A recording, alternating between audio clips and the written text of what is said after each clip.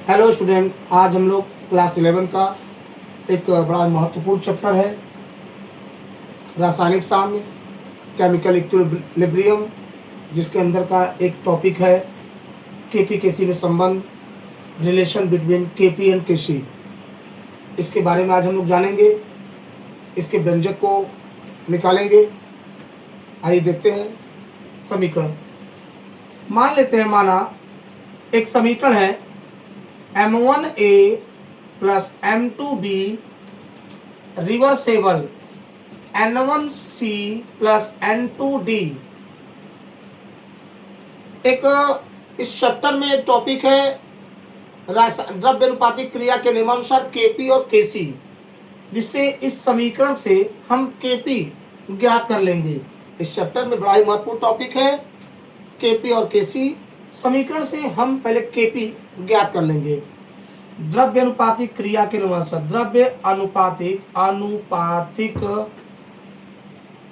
क्रिया के नियमानुसार जिसे हम लोग लॉ ऑफ मास एक्शन कहते हैं, लॉ ऑफ मास एक्शन के नाम से जानते हैं। ये भी टॉपिक बहुत इंपॉर्टेंट था। तो केपी इक्वल टू, इस समीकरण का केपी निकालते हैं, पी सी के पावर n1 पी डी के पावर n2। पहले प्रोडक्ट का, उत्पाद का वैल्यू रखेंगे, पी ए के पावर m1 और पी बी के पावर m2। इसे समीकरण 1 मान लेंगे, इक्वेशन फर्स्ट मान लेंगे। एक चैप्टर था क्लास 11 में गैसी स्टेट, ठीक है, गैसी स्टेट क्या, गैसी नियम के नाम से था, ठीक है। उस चैप्टर में एक था आदर्श गैस समीकरण, आदर्श गैस समीकरण के नाम से एक टॉपिक था आइडियल गैस इक्वेशन बोलते हैं उसे इंग्लिश में, ideal gas equation. PV equal to N R T, जिसे हम लोग P equal to N by V R T लिख सकते हैं। अब P equal to N by V की वैल्यू होती है C R T. C equal to होता है कंसंट्रेशन, C इक्वल टू होता है कंसंट्रेशन, हिंदी में बोलते हैं सांद्रता। इक्वल टू, इसे समीकरण 2 मान लेंगे। समीकरण 2 की वैल्यू इक्वेशन सेकंड की वैल्यू इक्वेशन फर्स्ट में पुट कर देंगे, रख देंगे। इक्वेशन फर्स्ट की जो समीकरण 2 का मान, समीकरण 2 का मान 1 में रखने पर रख देते हैं, देखते हैं रखने पर क्या आता है। केपी इक्वल टू पी का मान, जब सी का मान, पी की जगह सी आर टी रखेंगे, समीकरण 1 में पी सी है यहाँ पे, तो हो जाएगा सी सी आर टी के power n1 C D R T के पावर n2 अपॉन में सी ए आर टी के पावर m1 और सी बी आर टी के पावर m2 मान रख देते हैं। हम इसमें से आर टी को बाहर निकालेंगे क्योंकि कॉमन है, सेम है।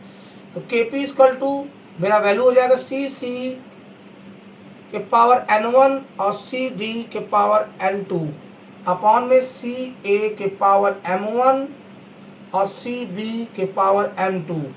हम बाहर निकालते हैं आर टी के पावर n1 प्लस n2। कभी भी जब दो पावर जो घात रहते हैं, उन्हें जब समान मल्टीप्लाई में होता है तो उनके पावर जो है जुड़ जाते हैं, ऐड हो जाते हैं, और आर टी के पावर m1 प्लस m2 हो जाएगा। आर टी, ये नीचे वैल्यू, ये वैल्यू, ठीक है। इस समीकरण का इसे द्रव्य अनुपातिक क्रिया के नियमानुसार ने जैसे केपी निकाला था, अगर केसी निकालेंगे तो मेरा ये वैल्यू आएगी, ये पूरा वैल्यू आएगी केसी की वैल्यू। तो इसके जगह हम डायरेक्ट लिख देंगे क्या, केपी इक्वल टू डायरेक्ट लिख देंगे, यहाँ केसी लिख देंगे। इस पूरे वैल्यू केसी की है, पूरी वैल्यू केसी की है। R T n1 plus n2 और ये नीचे ऊपर जाएगा तो ये माइनस हो जाएगा m1 प्लस m2 हो जाएगा। उसके बाद प्रोडक्ट का नंबर ऑफ मोल्स और रिएक्टेंट का नंबर ऑफ मोल्स, दोनों के डिफरेंस को ही बोलते हैं डेल्टा एन। एक फार्मूला होता है डेल्टा एन बराबर उत्पाद के मोलों की संख्या उत्पाद के मोलों की संख्या माइनस अभिकारक के मोलों की संख्या, अभिकारक के मोलों की संख्या।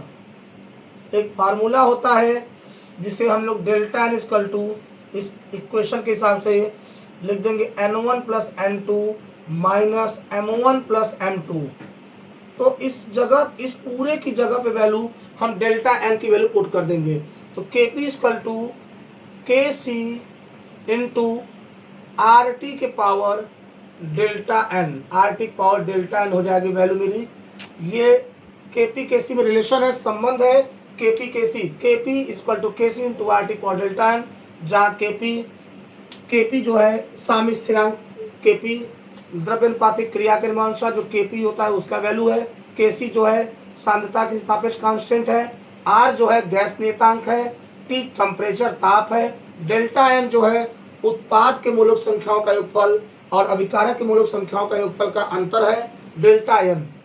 जहाँ तक मैं लिख दो R इक्वल टू होता है गैस नियतांक, गैस स्थिरांक बोलते हैं, गैस स्थिरांक, जिसे इंग्लिश में गैस कांस्टेंट भी कह सकते हैं हम, आप गैस कांस्टेंट कहेंगे। इसकी वैल्यू 8.314 जूल पर केल्विन पर मोल होता है, या 0.0821 लीटर एटीएम पर केल्विन पर मोल होता है। आर की वैल्यू टी इक्वल टू ताप है, टेम्परेचर है, एब्सोल्यूट टेम्परेचर बोलते हैं इसको, परम ताप के नाम से भी जान सकते हैं इसको। एक रिलेशन है इसमें, नोट, यदि डेल्टा एन की वैल्यू प्लस में आएगी, पॉजिटिव होगा, अगर डेल्टा एन की वैल्यू पॉजिटिव आता है तो एक रिलेशन है, अगर डेल्टा एन की वैल्यू पॉजिटिव आता है तो Kp की वैल्यू हमेशा बड़ा होगा और Kc छोटा होता है। फर्स्ट नोट है। सेकंड नोट क्या है मेरा, यदि डेल्टा एन की वैल्यू माइनस में आएगी तो Kp की वैल्यू छोटा होगा, Kc से 2 इक्वेशन हो गया। और तीसरा थर्ड इक्वेशन मेरा है, अगर डेल्टा एन की वैल्यू 0 आया तो Kp बराबर क्या हो जाएगा, Kc होगा। 3 कंडीशन निकलता है इस संबंध में, Kp Kc के संबंध में, रिलेशन बिटवीन Kp Kc में। यदि डेल्टा एन की वैल्यू पॉजिटिव आता है, धनात्मक आता है, तो Kp बड़ा होगा, Kc छोटा होगा। उसी प्रकार अगर डेल्टा एन की वैल्यू निगेटिव में आता है, ऋणात्मक में आता है, तो Kp जो है छोटा होगा Kc से। उसी प्रकार तीसरे टर्म्स में चलते हैं, अगर डेल्टा एन की वैल्यू 0 आएगी तो Kp बराबर Kc होगा। ठीक है, Kp बराबर Kc होगा। इसी प्रकार आज का ये वीडियो समाप्त होता है।